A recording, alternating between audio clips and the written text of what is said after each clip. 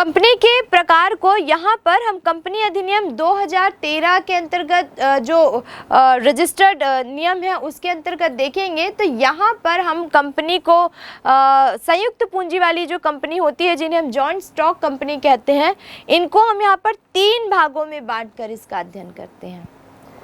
सबसे पहले यहाँ पर हम देखते हैं असीमित कंपनी यानी कि अनलिमिटेड कंपनी, जिसका निर्माण धारा 292 के अंतर्गत किया जाता है।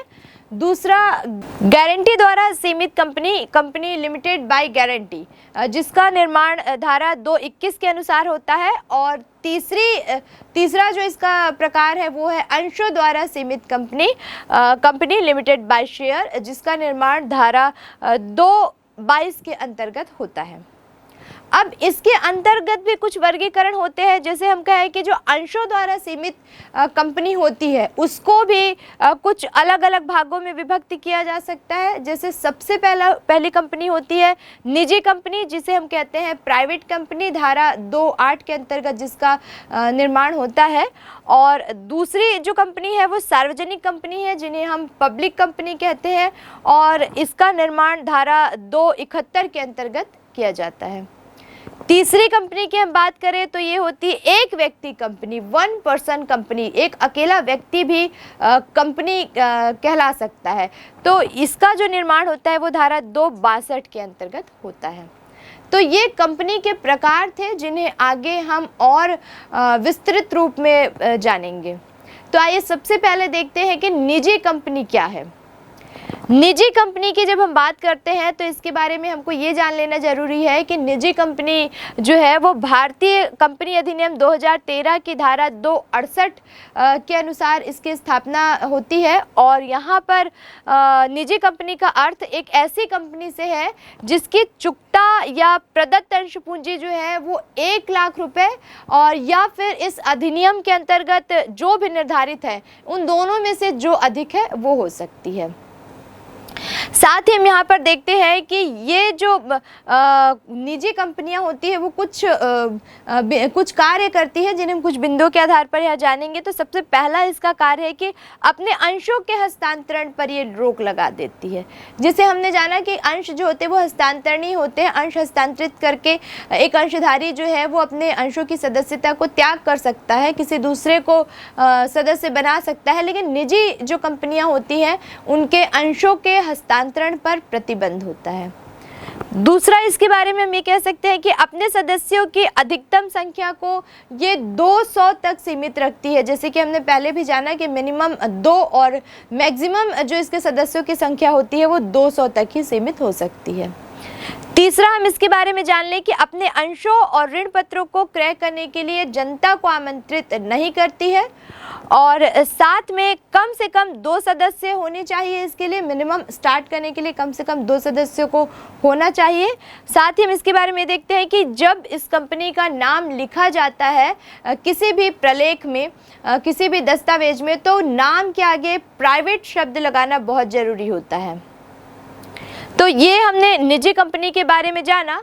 अब हम देखते हैं कि सार्वजनिक कंपनी यानी कि पब्लिक कंपनियां क्या हैं। तो यहाँ पर हम देखेंगे कि भारतीय कंपनी अधिनियम 2013 की धारा 271 के अनुसार इनका निर्माण होता है।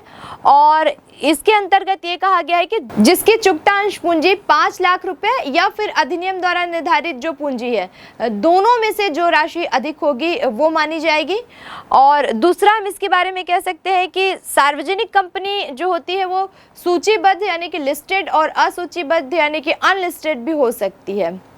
तो यहाँ पर इस एक नज़र अगर हम इसके कार्यों पे डालें तो हम देखते हैं कि ये कंपनियाँ क्या क्या कार्य कर सकती हैं। तो सबसे पहली बात तो ये है कि इसके अंशों का हस्तांतरण जो होता है वो स्वतंत्रता पूर्वक किया जा सकता है।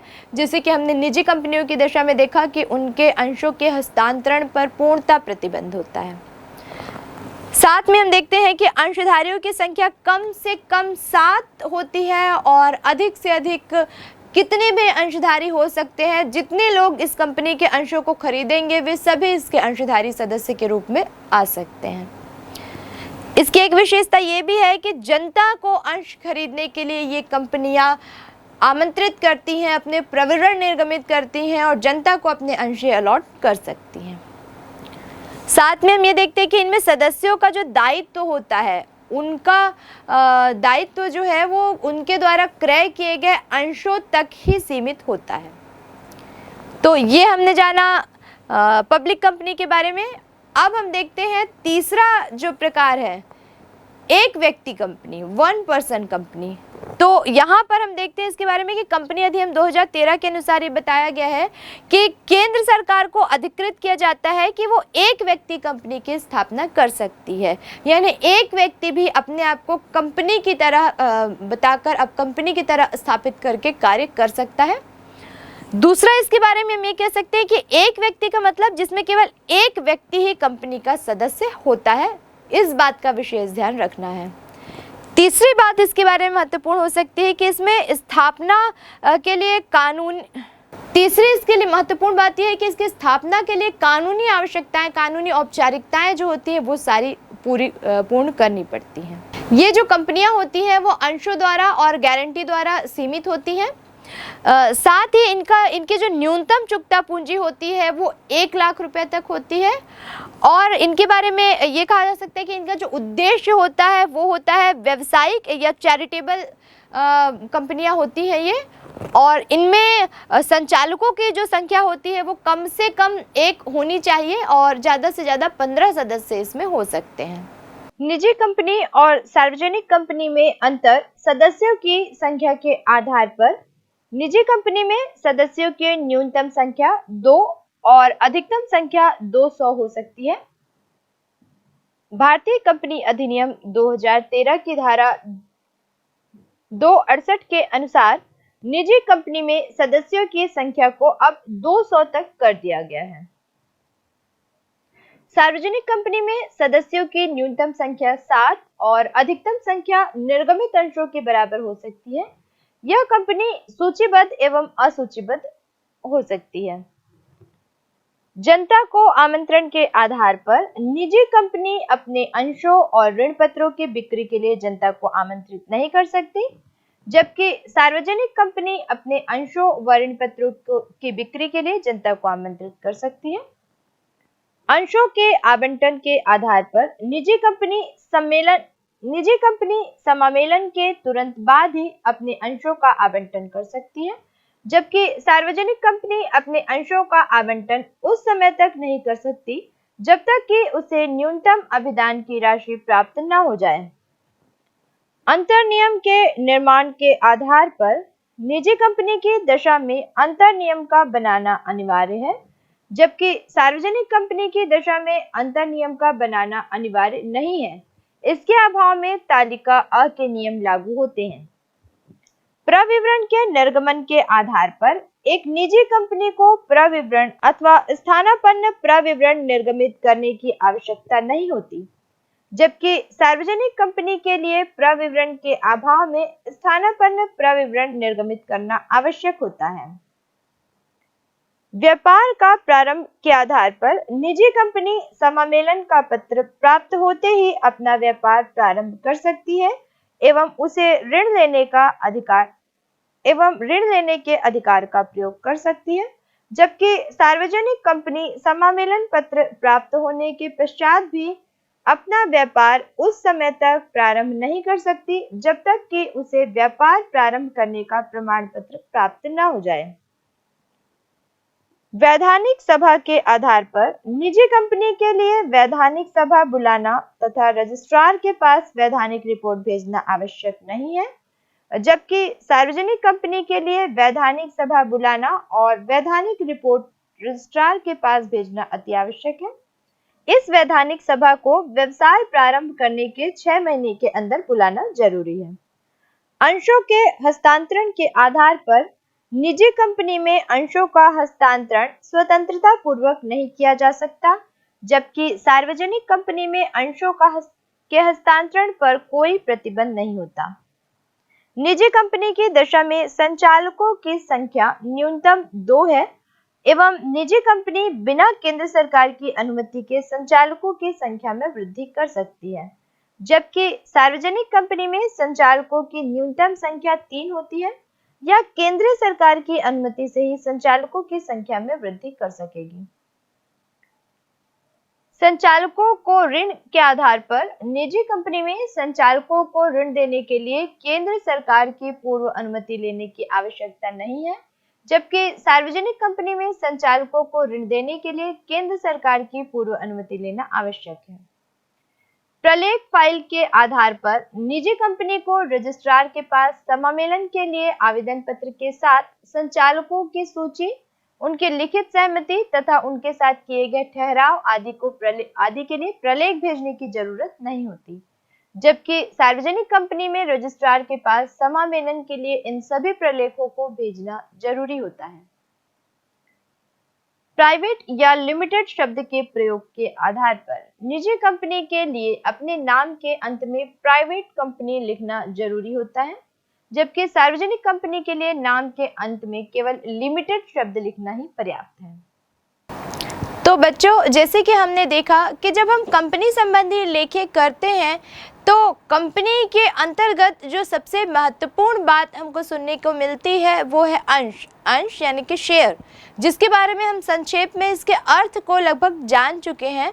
अब हम इसको विस्तार से जानेंगे कि अंश क्या है, इसके प्रकार क्या हैं और अलग अलग अंशों के जो प्रकार होते हैं किस तरह के होते हैं, क्या उनके लाभ हैं, क्या उनमें हानियां हैं। तो आइए सबसे पहले हम अंश के बारे में जानें। अंश यानी कि शेयर, वास्तव में जब कोई कंपनी स्टार्ट होती है तो कंपनी को एक बहुत बड़ी मात्रा में पूंजी की ज़रूरत होती है। अब ये ज़रूरी नहीं है कि कंपनी का जो स्वामी है उसके पास वो पूरी की पूरी पूंजी हो, तो वो अपनी इसी पूंजी की राशि को अलग अलग लोगों से छोटी छोटी मात्रा में छोटे छोटे टुकड़ों में एकत्र करता है। यही छोटे छोटे टुकड़े अंश कहलाते हैं, यानी कि शेयर कहलाते हैं। हिस्सा या भाग, अलग अलग भाग जो मिलके एक बहुत बड़ी पूंजी की राशि का निर्माण करते हैं, वही अलग अलग भाग शेयर यानी कि अंश कहलाते हैं। एक उदाहरण से आइए इसको और अच्छे से समझने का प्रयास करते हैं। जैसे कि मान लीजिए एबीसी कंपनी लिमिटेड एक व्यापार प्रारंभ करने जा रही है और इसको जो पूंजी चाहिए वो चाहिए लगभग इसको 10 लाख रुपए। अब 10 लाख रुपए इसके पास नहीं है, ये जनता में अपने शेयर्स बेचेगी, यानी कि लोगों से के हिस्से को अलग अलग हिस्सों में वो शेयर बेचकर उनसे वो धनराशि एकत्र करेगी। अब इस कंपनी की जो 10 लाख रुपए की पूंजी है वो कई हिस्सों में, अंशों में बटी हुई होगी। जैसे कि एक उदाहरण के तौर पर हम यहाँ पर देख रहे हैं कि मान लीजिए ये जो 10 लाख रुपए की राशि है ये 10,000 अंशों में विभक्त है और एक अंश जो है वो 100 रुपए का है।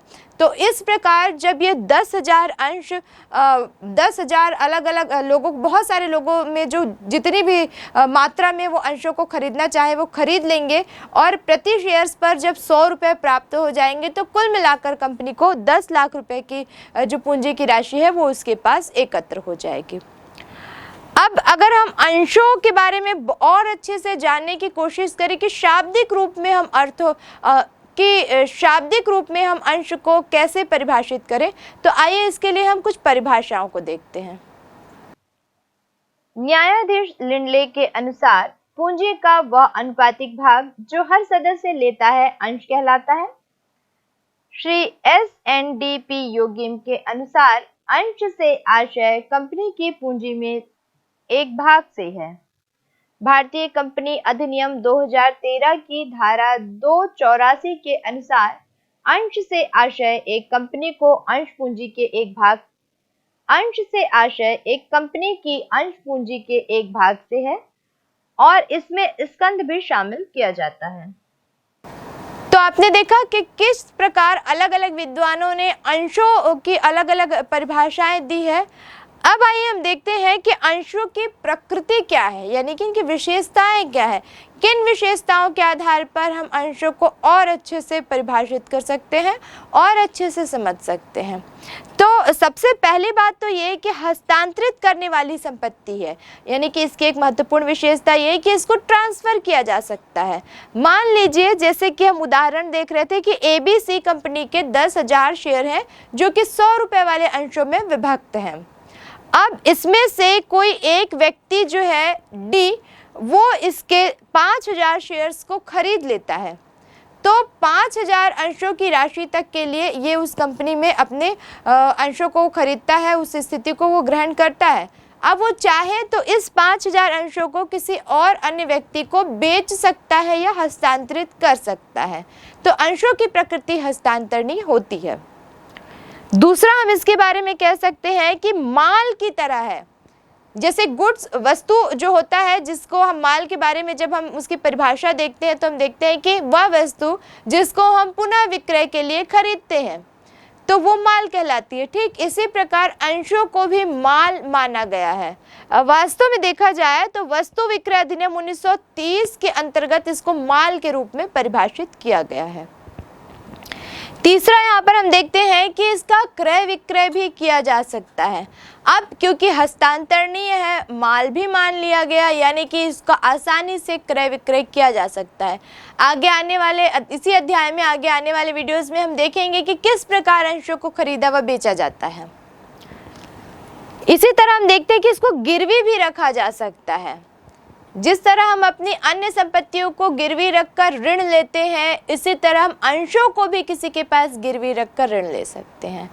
तो ये तो बात करी हमने अंशों की प्रकृति के बारे में। अब इसके अपने आप में कुछ अलग अलग प्रकार भी होते हैं। तो आइए देखते हैं कि अंशों के कौन कौन से प्रकार होते हैं। अंशों को यहाँ पर मुख्य रूप से दो भागों में बांटा गया है, समता अंश यानी कि इक्विटी शेयर और पूर्वाधिकार अंश यानी कि प्रेफरेंशियल शेयर्स। जब हम बात करते हैं समता अंशों की तो वो अपने आप में एक ही प्रकार के अंश होते हैं, साधारण अंश भी उन्हें हम कहते हैं। लेकिन अगर हम देखें पूर्वाधिकार अंश यानी कि प्रेफरेंशियल शेयर्स की, तो वो अपने आप में कई तरह के अंशों में विभक्त होते हैं, जैसे कि साधारण या असंचयी पूर्वाधिकार अंश, दूसरा संचयी पूर्वाधिकार अंश, तीसरा परिवर्तनीय पूर्वाधिकार अंश, चौथा अपरिवर्तनीय पूर्वाधिकार अंश, पांचवा विमोचनशील पूर्वाधिकार अंश, छठवां अविमोचनशील पूर्वाधिकार अंश, सातवां अभागयुक्त पूर्वाधिकार अंश, आठवां भागयुक्त पूर्वाधिकार अंश और नौवां प्रत्याभूत पूर्वाधिकार अंश। पूर्वाधिकार अंशों के इन विभिन्न प्रकारों को आगे आने वाले वीडियोस में हम बहुत अच्छे से एक्सप्लेन करके समझेंगे। फिलहाल हम यहाँ पर ये जान लेते हैं कि समता अंश क्या है। तो समता अंशों को ही साधारण अंश यानी कि इक्विटी शेयर बोलते हैं।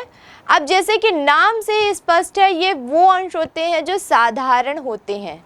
हालांकि इन पर लाभांश मिलता है पूर्वाधिकार अंशों की भांति, लेकिन इन पर लाभांश प्राप्त करने का पूर्वाधिकार नहीं होता। पहले कंपनी पूर्वाधिकार अंशधारियों को लाभांश बांटती है और उसके बाद जो बचता है वो समता अंशधारियों को मिलता है। तो कुल मिलाकर ये साधारण अंश कहे जा सकते हैं।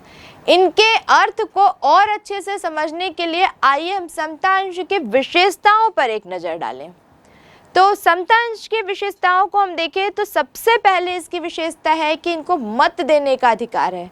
हालांकि ये साधारण अंशधारी हैं, इनको पूर्वाधिकार अंशधारियों को भुगतान के बाद ही लाभ में हिस्सा मिलेगा, लेकिन इनकी महत्वपूर्ण एक विशेषता है कि कंपनी में अगर कोई सभा है, कोई प्रस्ताव पारित करना है तो वहाँ पर समता अंशधारियों को मत देने का अधिकार दिया गया है। दूसरी इनकी विशेषता ये कही जा सकती है कि लाभांश की दर इनमें निश्चित नहीं होती है। कितना लाभांश देना है ये निश्चित नहीं होता है। पूर्वाधिकारी अंशधारियों को लाभांश दे देने के बाद फिर कंपनी की क्या स्थिति है या कितना वो ग्रोथ कर रही है, इस पर डिपेंड करता है कि समता अंशधारी जो है उनको कितना लाभ का हिस्सा देना है। तीसरी इसकी विशेषता ये कही जा सकती है कि पूर्वाधिकार अंशधारियों को लाभांश देने के बाद फिर इनका नंबर आता है, जैसे कि हम अभी तक देखते आए हैं। ठीक इसी तरह एक विशेषता इनकी है कि समापन पर जो लाभ का जो हिस्सा होता है, बची हुई पूंजी का जो हिस्सा होता है, वो भी इनको लास्ट में दी जाती है, अंत में दी जाती है। पहले जो है पूरे जो दायित्व होते हैं, देयताएं होती है, उनका भुगतान कर लिया जाता है और उसके बाद समापन पर सबसे लास्ट में इनको पूंजी की राशि जो है वो वापस की जाती है। ठीक इसी तरह से भुगतान जो होता है वो भी इनको पूर्ण जो पूंजी का जो भुगतान इनको करना होता है वो भी समापन के समय ही किया जाता है।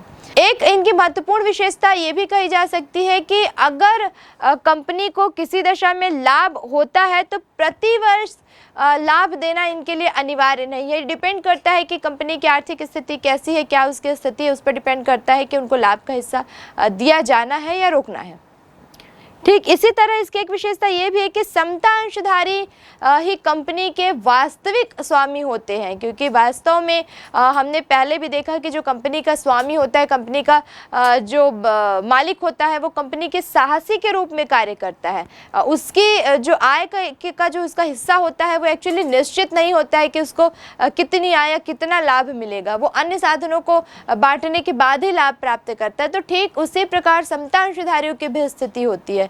पूर्वाधिकारी अंशधारियों को लाभ दे देना, उसके बाद बाकी जो देयताएं हैं उनका भुगतान कर देना अगर समापन की कंडीशन है तो, और उसके बाद में समता अंशधारियों को पूंजी वापस की जाती है या लाभांश का भुगतान किया जाता है। तो ये सारी स्थितियां ऐसी है जो बताती है कि वास्तव में समता अंशधारी ही वो अंशधारी है जो कंपनी के वास्तविक स्वामी है।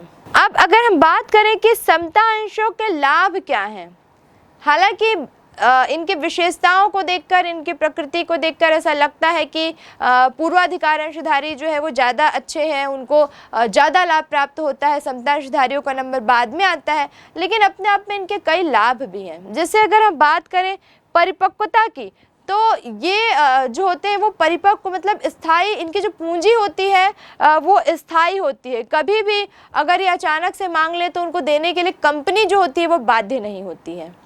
ठीक इसी तरह एक विशेषता, एक लाभ इसमें यह भी होता है कि आय पर अधिकार होता है, मतलब समस्त देनदारी चुका लेने के बाद जो आय बचती है उस पर इनका अधिकार होता है। और अगर हम बात करें मत देने का, तो हमने देखा कि ये भी एक महत्वपूर्ण अधिकार इनको प्राप्त है कि वो मत दे सकते हैं, अपने सुझाव, अपने विचार प्रस्तुत कर सकते हैं।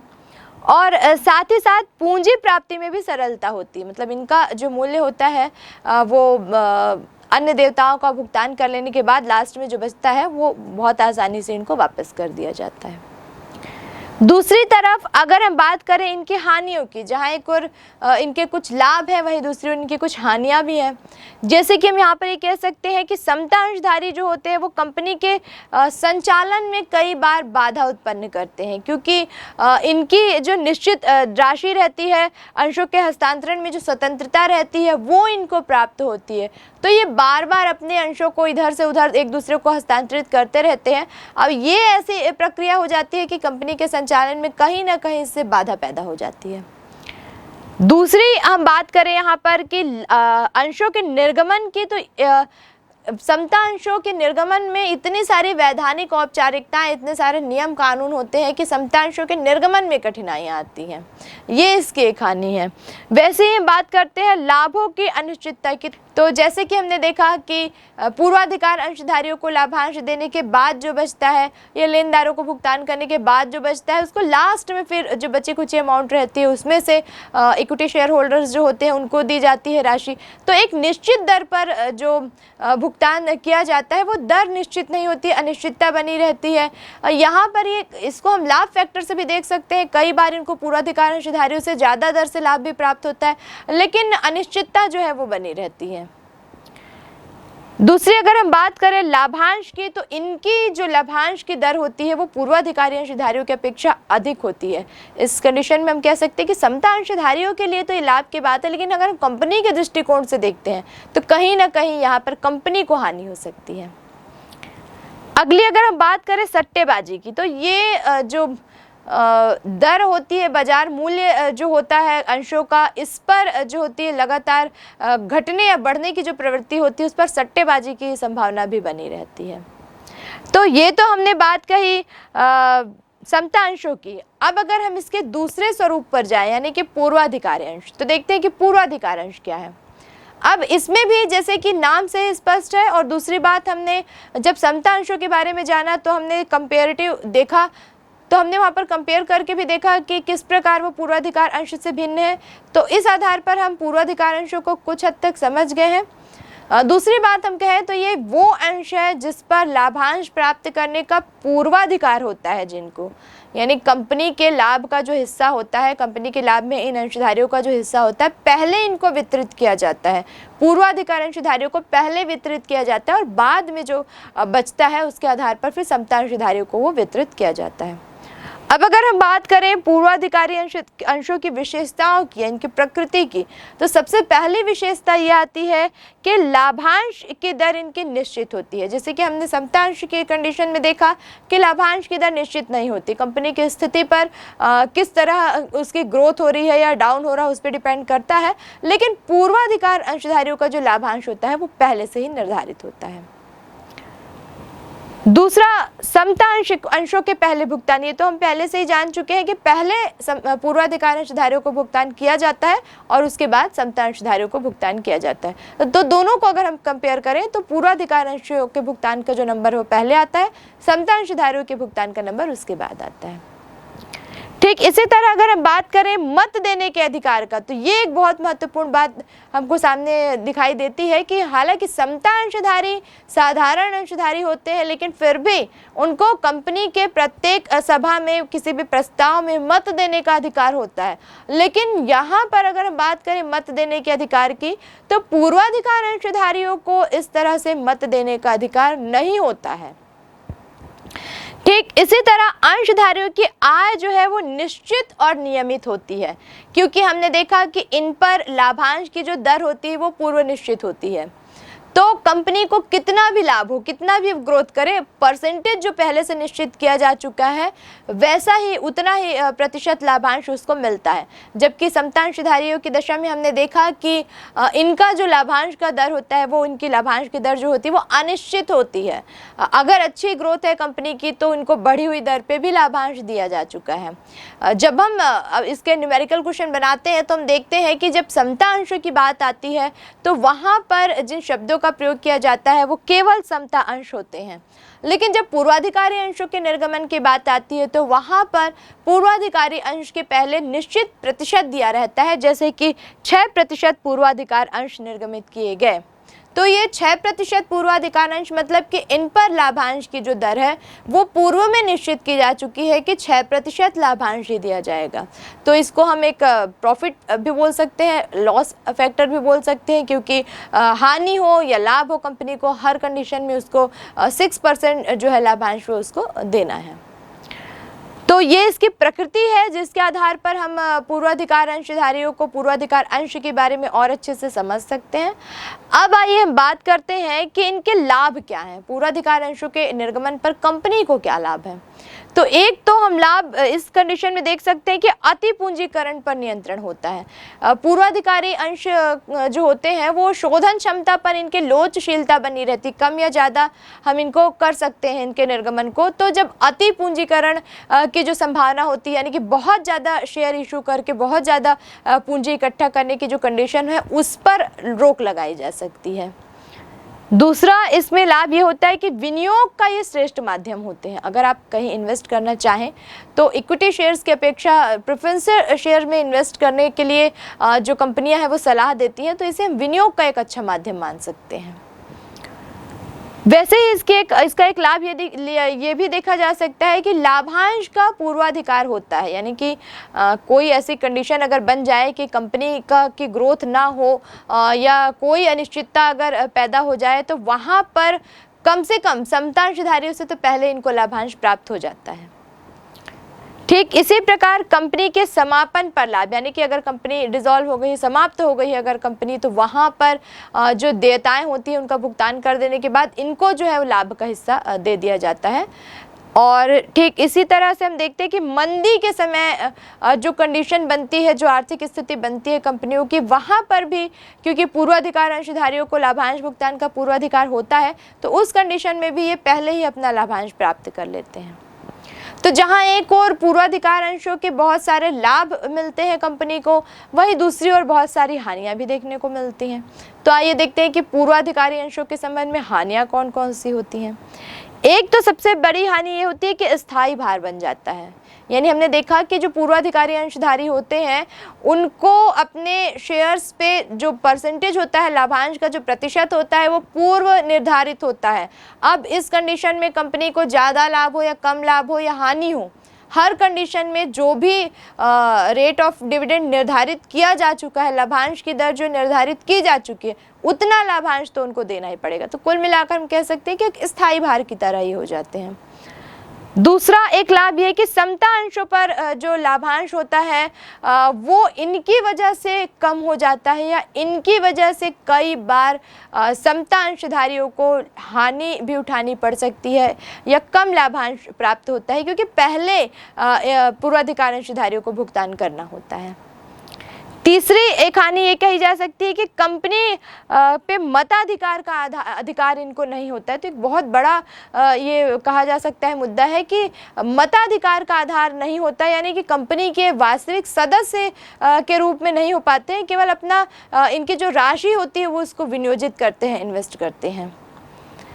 इसी तरह एक हानि ये भी है कि कम लाभांश मिलता है इनको। कई बार कंपनी को जब बहुत अच्छा ग्रोथ होता है, कंपनी की बहुत अच्छी उसका ग्राफ बढ़ता हुआ दिखता है, तो वहाँ पर समता अंशधारी जो होते हैं वो तो लाभ में रह जाते हैं, क्योंकि उनकी जो दर रहती है वो पूरी निश्चित नहीं होती है। उनकी दर जो होती है वो कंपनी की ग्रोथ पे डिपेंड करती है कि कितना उनको लाभांश मिलना है। बढ़ी हुई दर पर, बढ़ी हुई ग्रोथ पर अगर कंपनी अच्छा ग्रोथ कर रही है तो उनको कई बार पूर्वाधिकार अंशधारियों से कहीं ज़्यादा लाभांश जो है वो प्राप्त होता है, और ऐसी कंडीशन में जो पूर्वाधिकार अंशधारी है उनको हानि का सामना करना पड़ सकता है, क्योंकि उनकी जो लाभांश की दर होती है वो पहले से ही निर्धारित कर दी जाती है। तो ये एक हानि कही जा सकती है।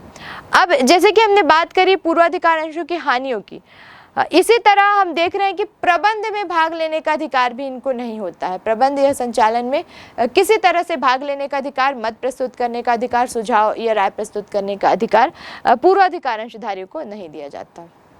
एक और महत्वपूर्ण बात आती है कि कंपनी के समापन की दशा में, जैसे कि हमने देखा कि समता अंशधारियों को तो लाभ वहां पर हो रहा है, लेकिन इनको हानि होती है, क्योंकि इस कंडीशन में क्या होता है कि कंपनी के समापन पर सभी अंशधारी की पूंजी वापस करने के पश्चात अगर कोई राशि बचती है तो उसमें जो पूर्वाधिकारी अंशधारी होते हैं उनको हिस्सा प्राप्त नहीं होता है, जबकि समता अंशधारियों को वो हिस्सा प्राप्त होता है। तो ये एक हानि की बात कही जा सकती है पूर्वाधिकार अंशों के संबंध में।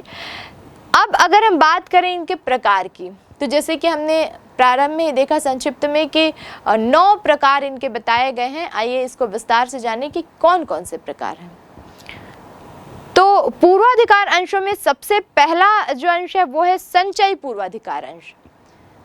क्या होता है कि किसी वर्ष अगर कंपनी को लाभ नहीं हुआ तो उस वर्ष का जो लाभ का हिस्सा होता है पहले से ही, क्योंकि रेट ऑफ डिविडेंड निर्धारित हुआ रहता है, लाभांश की जो दर होती है वो पहले से निर्धारित हुई रहती है।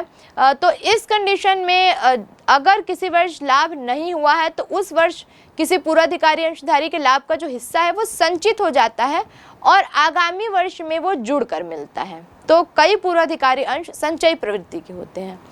दूसरा इसका प्रकार है असंचयी पूर्वाधिकार अंश, जस्ट अपोजिट। इनमें अगर किसी वर्ष लाभ नहीं हुआ तो उस वर्ष की जो उनकी लाभांश की राशि होती है वो वहीं पे समाप्त हो जाती है, फिर जुड़कर वो अगले वर्ष नहीं मिल पाती। तो ये कहलाते हैं असंचयी पूर्वाधिकार अंश। ठीक इसी तरह इसका जो तीसरा प्रकार है वो है परिवर्तनशील पूर्वाधिकार अंश। बिल्कुल नाम से स्पष्ट है कि ये जो अंश होते हैं इसमें कुछ निश्चित नियम और शर्तों के अधीन इनको परिवर्तित किया जा सकता है दूसरे अंशों में। इसके अलावा जो चौथा प्रकार है अपरिवर्तनीय पूर्वाधिकार अंश, इनको किसी भी शर्त या नियम के आधार पर अन्य अंशों में परिवर्तित नहीं किया जा सकता। अगला इसका हम प्रकार देखें तो शोध्य या विमोचनशील पूर्वाधिकार अंश, जिनको रिडम्पशन जिनका किया जा सकता है, जिनका विमोचन किया जा सकता है। वास्तव में ये ऐसे शेयर होते हैं जिनका शोधन एक निश्चित अवधि के बाद किया जा सकता है, लेकिन कुछ अंश ऐसे होते हैं जो अशोध्य या अविमोचनशील पूर्वाधिकार अंश कहलाते हैं, जिनका शोधन किसी भी कंडीशन में नहीं किया जा सकता है। ठीक इसी प्रकार इसका अगला प्रकार ये है भागित या भाग युक्त पूर्वाधिकार अंश, जिसके बारे में हम ये कह सकते हैं कि ऐसे शेयर हैं जिन्हें निश्चित दर के अतिरिक्त अधिक लाभ पर और अतिरिक्त लाभांश पर निर्गमित किया जाता है। इनको कुछ एक्स्ट्रा लाभ इनको मिल सकता है। और इसके साथ ही हम देखते हैं अभागित पूर्वाधिकार अंश, जिन्हें अतिरिक्त किसी प्रकार के लाभांश में भाग प्राप्त नहीं होता है। तो ये तो थे पूर्वाधिकार अंशों के अलग अलग भाग। अब हमने देखा कि समतांश क्या है, इसकी कौन कौन सी विशेषताएं हैं, क्या इसकी प्रकृति है, कौन कौन से इसके लाभ है, कौन कौन सी हानियां हैं। ठीक उसी तरह पूर्वाधिकार अंश के बारे में भी हमने काफी विस्तार से जाना। अब अगर हम दोनों में अंतर निकालने का प्रयास करें तो आइए देखते हैं कि समता अंश और पूर्वाधिकार अंश में अंतर क्या क्या है।